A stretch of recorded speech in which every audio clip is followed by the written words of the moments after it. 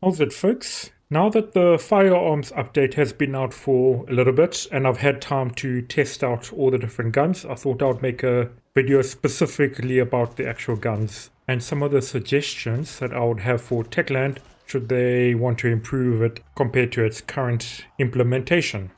Firstly, before I carry on with the rest of the video, if you guys don't feel like grinding out the bounties to rank up with Jay and unlock the guns, you can try them out yourself at this challenge located in Old Villador, where you basically can pick up all 4 of the different guns and you just need to kill 3 demolishers within a certain time frame.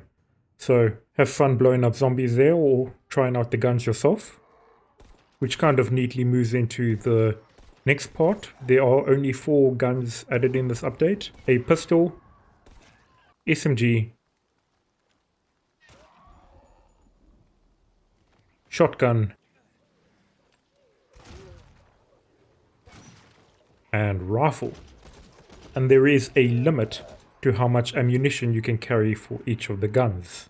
The pistol allows you to carry 150 on your person and 150 in your stash.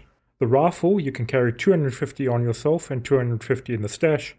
The shotgun, you can carry 60 on yourself and 60 in the stash.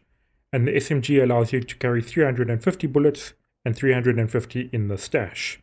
You can add more in the stash, you'll just take up more of the ammunition slots, and the ammo takes up the same slots as the arrows and bolts you need for the bow and crossbow as well, so you kind of need to pick and choose on what you want to run around with.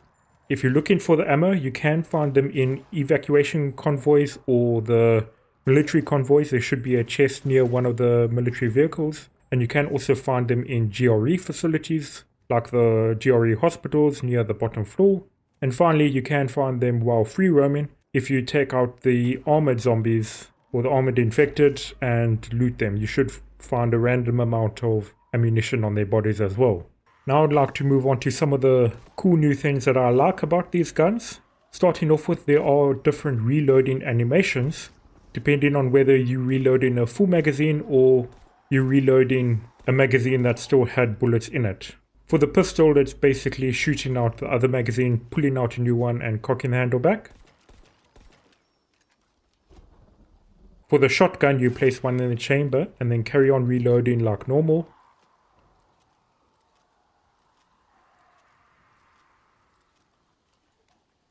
For the SMG, basically shoot out the magazine like usual, but then you also have to pull back the bolt when you reload in a full new magazine compared to half of a magazine. And then for the rifle, similar story, got to pull back the bolt when you reload in a new full magazine. On top of that, there is a sort of slow-mo sort of mechanic when you slide and shoot. You don't really have the time slowing down when you performing parkour shots like jumping or whatnot with a bow or crossbow, but you can do a similar thing while sliding instead. So it's nice to slide around, knock zombies off the feet and shoot them in the face at the same time, which is quite a lot of fun to actually pull off. But now let's talk about some of the stuff that really needs to change. Starting off with, pretty obviously, Jay's bounties and the ranks associated with him. Firstly, it's kind of bad that the only way to rank up with Jay is to do the bounties in the survivor missions. As far as I know, well, it might be too soon to tell, but I have yet to come across any bounty of Jay's that you can perform while free roaming in the open world in Dying Light 2, like you could for Harper or the Huntress.